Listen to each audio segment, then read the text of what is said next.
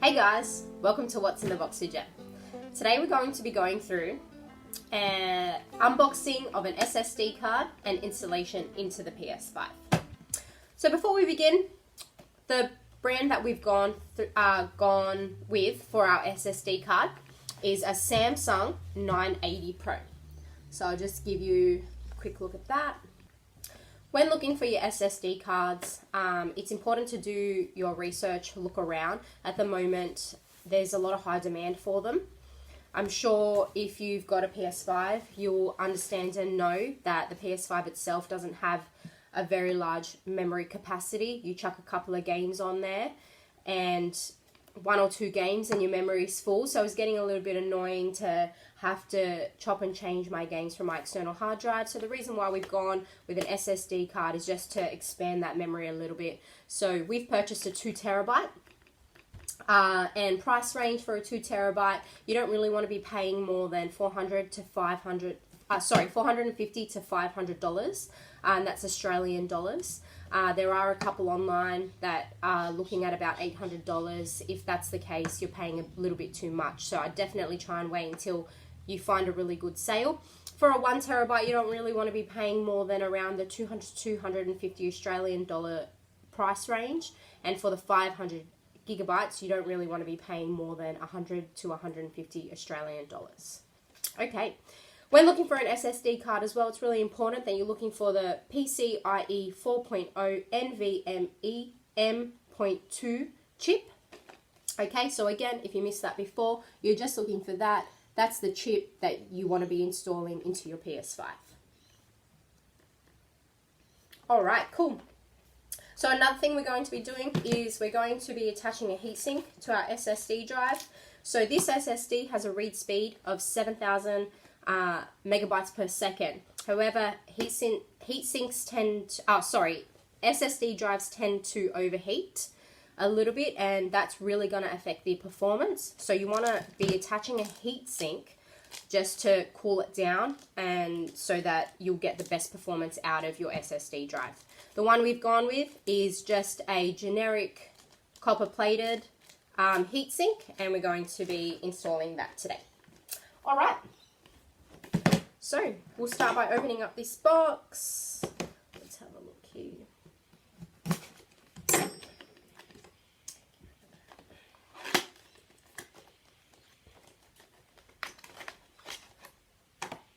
All right.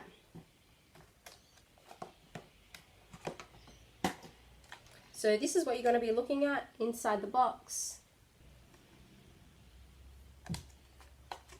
Cool, looks good. So again, that is a Samsung 980 Pro. We're just going to open up the heatsink. So in here, what you're getting is the heatsink. So like I mentioned, it's made out of copper. So that's that there.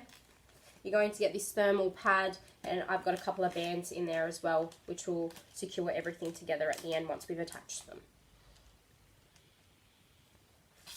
All right. So what we're going to do first is remove one of these plastic coatings. So that should be nice and sticky there, but we're not going to touch it because we're just going to pop that straight on the copper side. Just going to line that right up. Okay. Press that down. Make sure that is nice and secure.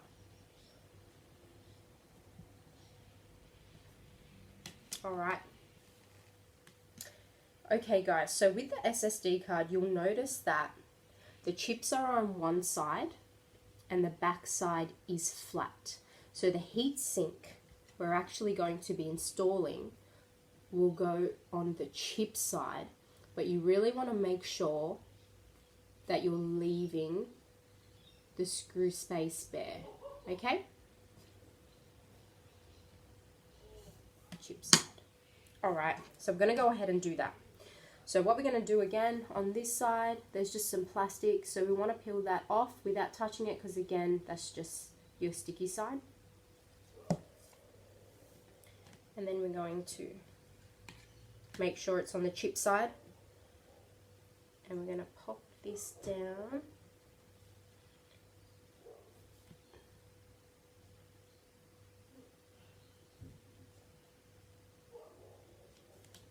So just make sure it's in line before you sort of press the weight onto it. That looks pretty good to me.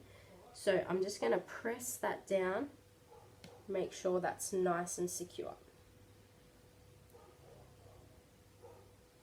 Alright, so we've got 4 elastics here. It did only say to pop 1 on either side, so I guess they give you extras just in case one breaks. They're a little bit fiddly to get on, tricky to get on, but you've just sort of got to play with it a little bit. Just make sure. So you can see we've attached those bands now. So you do have 4. I mean, if you wanted to, you could put the rest on. But it seems pretty secure to me. I don't know that you would need all 4, but I definitely keep those elastic bands just if you needed them in future, if anything happened to these ones. Alright, cool. So that's how we attach the heatsink to the SSD drive.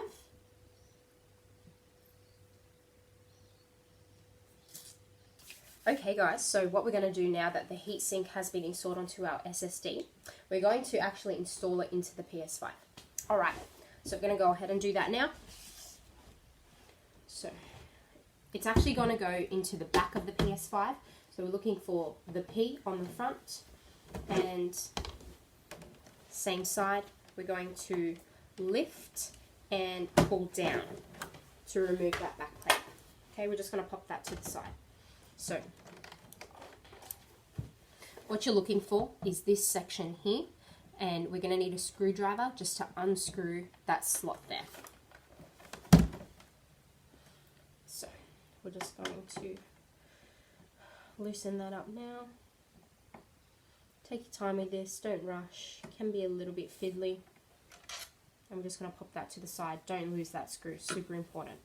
Then we're going to gently just lift that up, okay, pop that to the side as well. Then you're going to come and see this empty slot, which is the space for your SSD right there. Alright, so with your SSD, what you want to do is line up this end in here, just on top. You want to be gentle but firm, pushing from the SSD, not the heatsink. Just going to push that straight in, and you want to hear that click. Okay? So we're also going to need this screw and this spacer just to lock that SSD in place. Okay, so we're going to pull that screw out. It's pretty small, so just be very careful. That's the screw. That's the spacer. So the spacer is actually going to go underneath into that allocated space right there. So we're just going to slide that in. Once that falls into its allocated space, make sure it's right in there. So once the spacer is in that allocated slot, we're going to pop the screw into the spacer there just to hold that SSD in position.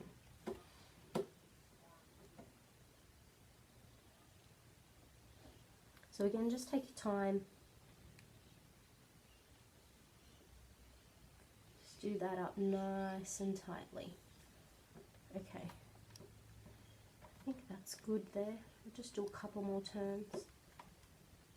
Alright, I think that's in there nice and tightly now.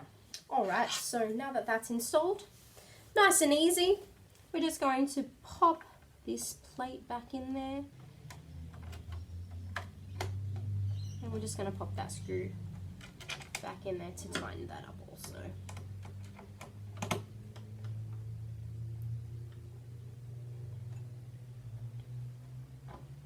Alright, making sure that's nice and tight. Good. And then we're simply just popping the back panel back on. So you just want to line it up with all the holes, make sure it's in, and slide it back up. Alright, now that the SSD is installed, what you'll then go ahead and do is turn the PlayStation on. It will then detect that you have installed the SSD card, and then you'll just have to run through all the formatting. Then you'll be able to use it, and you'll have your extended memory. So for us, that's 2 terabytes, which is fantastic. That way we won't have to move our games to and from our external hard drive all the time. Thank you so much for watching. I hope you enjoyed our unboxing and installation of our SSD card and heatsink into the PlayStation 5. If you liked our video today, feel free to leave a comment, drop a comment below, give us your feedback, your thoughts, comments, anything that you want to share with us. If you have any questions, please drop them below and I'll be happy to answer them. It's a really exciting time at the moment. I've just bought the Hero 10 GoPro and I've just ordered the iPhone 13 Max Pro. So I'll be doing an unboxing of those as well. Thank you so much.